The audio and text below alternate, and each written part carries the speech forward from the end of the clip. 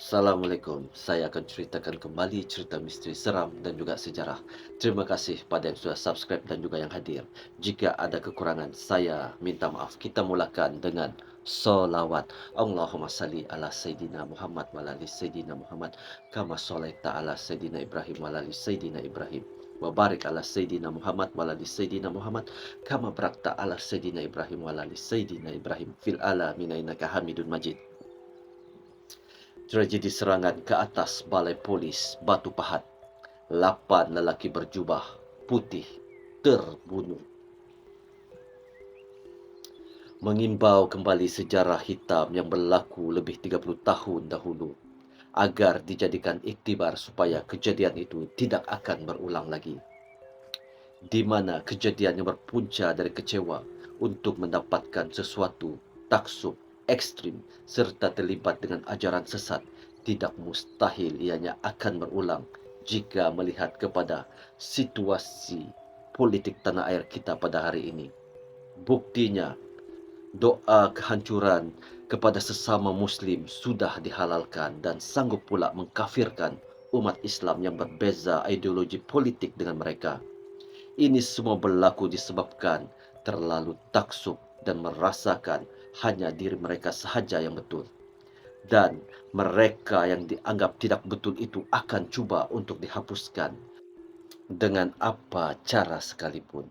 Sama ada dengan kata-kata maupun dengan perbuatan. Orang kampung menggelar mereka sebagai kumpulan jubah putih. Ahli-ahlinya hanya terdiri daripada golongan lelaki antara individu yang terpengaruh untuk turut menganggotai termasuklah Imam dan Bilal. Persoalannya tentang kegiatan mereka di kampung. Muhammad Nur Batu Lima, Parit Sulung Johor terjawab pada 16 Oktober 1980 apabila negara dikejutkan dengan peristiwa serangan ke atas Balai Polis Batu Pahat. Hakikatnya tiada siapa yang menyangka hanya bersenjata pedang mereka sanggup melakukan serangan berani mati seperti itu. Dikenali sebagai kumpulan jubah putih kerana kelibat ahli-ahlinya dilihat mengenakan pakaian jubah berwarna putih.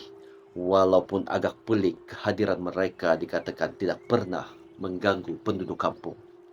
Malah salah sebuah tempat yang dikenali sebagai Bukit Payung di kampung tersebut telah dijadikan markas oleh ahli-ahli kumpulan itu. Kepercayaan bahawa apa yang diamalkan menyebabkan mereka kebal mendorong gerakan serangan ke atas balai polis tersebut dilancarkan. Detik serangan bermula apabila seramai 15 kumpulan itu yang menaiki 2 buah teksi telah menyerang dari bahagian belakang dan depan balai polis serta menetak sesiapa sahaja yang ditemui di situ. Serangan nekat pada kira-kira pukul 9.30 pagi tersebut telah mencederakan seramai 25 orang terdiri daripada anggota polis, seorang wanita syarat mengandung, 6 kaki tangan, awam balai polis tersebut, seorang budak pejabat dan 2 orang awam yang sedang membuat laporan. Amukan dengan pedang bertulis kalimah syahadah hanya berakhir apabila 6 penyerang termasuk ketuanya Ahmad Nasir Ismail terbunuh. Saki baki kumpulan itu kemudian menghala ke pejabat kadi daerah Batu Pahat dan Mahkamah Syariah sebelum bersembunyi di sebuah rumah di Parit Jorak Senawi, terletak kira-kira 10 kilometer dari lokasi kejadian. Serbuan polis di rumah terbabit menjumpai sejadah bendera putih mengandungi ayat 2 kali 5 syahadah dan perkataan Muhammad, Mahdi dan Isa dalam huruf Jawi berwarna hijau serta putih. Kedegilan menyerah diri menyebabkan 2 lagi anggota kumpulan jubah putih terkorban dan yang lain cedera. Rentetan peristiwa tersebut, kerajaan telah mengarahkan semua balai polis di negara ini mendirikan pondok kawalan untuk tujuan keselamatan.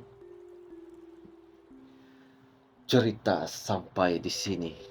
Jika ada kekurangan, saya minta maaf. Jika tidak kelengkapan dalam cerita ini, saya minta maaf sebab cerita ini pendek.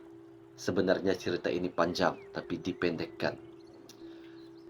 Jangan biarkan hidup Anda diselubungi misteri. Terima kasih. Assalamualaikum warahmatullahi taala wabarakatuh.